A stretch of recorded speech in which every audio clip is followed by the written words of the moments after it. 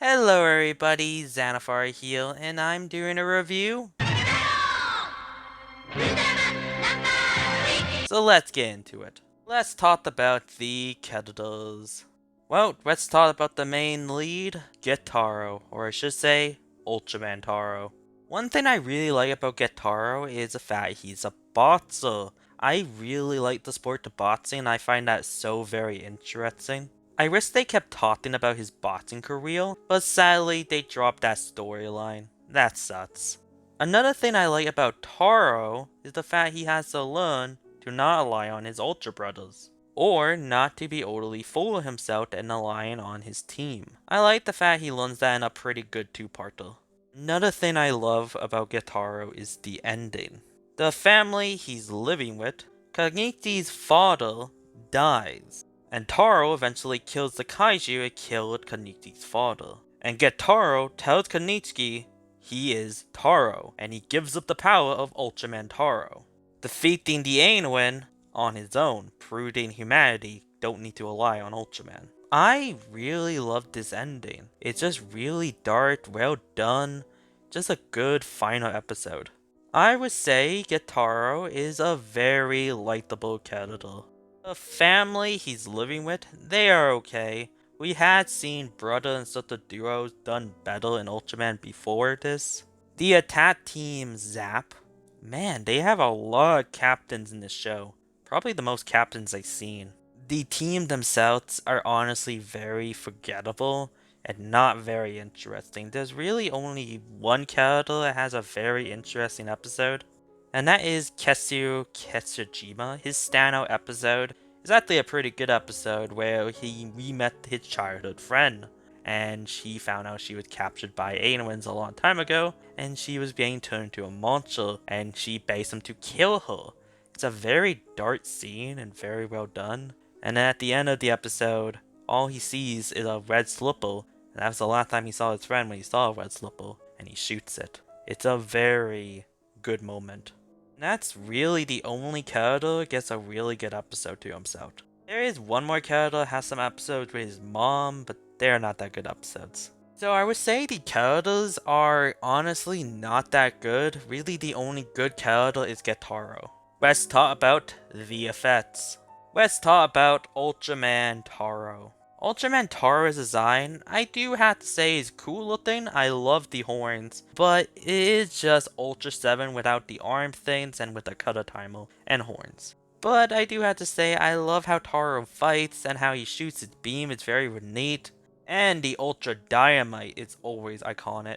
One thing I like about Taro is the fact he's a first Ultraman child we see. He's the son of Ultra Father and Ultra Mother. Also, Ultra Mother's design, she has two suits. Let's talk about her first suit. It's just hideous. Oh god, it's awful looking. But her second suit is far better. It looks cute, it looks gentle, it looks like a mom, and that's something I like about this design. So the kaijus, they look okay. My two particular favorites, and that is Bodon and Tyrant. I just really like Tyrant because he's a fusion kaiju and he's just really cool. And Bodon, he's just very threatening, the fact he killed two Ultramans, Zolfi and Taro. Actually, both of them appear in pretty good episodes as well. We also see some returning kaijus and Ainoins, and that is Elking, Femstar, Veracron, Mephiles, and Yapul. And all those suits are just ugly. Their winter suits are far better. The only good looking one is Yapul. So I would say the effects are honestly a downgrade versus previous Showa shows, but I would still say they are still very fun to watch. Let's talk about the music. Taro's opening song sounds so good. It's just so catchy, it gets in your head, just a good song. The rest of the music is honestly just very creepy to listen to. Just gives me the creeps when I hear it. What do I like about Ultraman Taro? Taro is naturally a very goofy show, but it does have some good dark moments. Like we see Bunsky kids become orphans. That is a very dark and sad moment, and I really respect it. They also show the crudely of man with kaijus in a bunch of episodes. Probably my favorite is the episodes with the two turtle kaijus. There are these two turtle kaijus and they get their eggs stolen.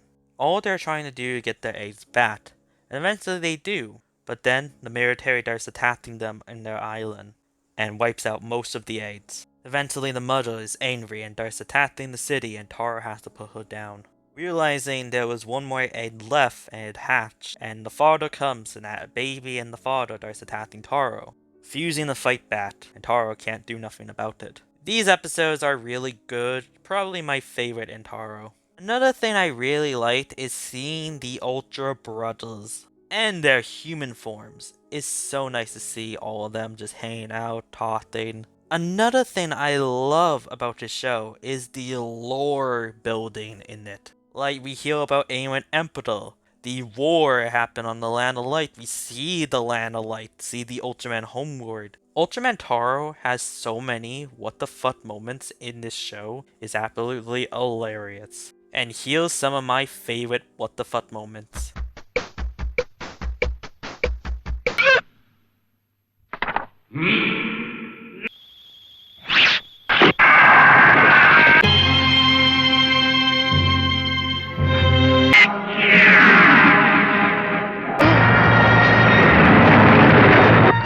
So, what is my final thoughts for Ultraman Taro? Ultraman Taro is the weakest one out of the Ultraman Showa shows. Now, I don't want to say the show is bad, because it's not. It actually has some good episodes, and it's very weird and fun. So, if you like movies like Godzilla vs. Megalon, I think you probably would like Taro. So, I'll probably say Taro is just a okay show in my opinion. Well, that's it for this review. Thank you so much for watching. Tell me down below what you think of Taro. Do you actually like Taro? I would love to hear your thoughts about that. Or what you don't like about Taro.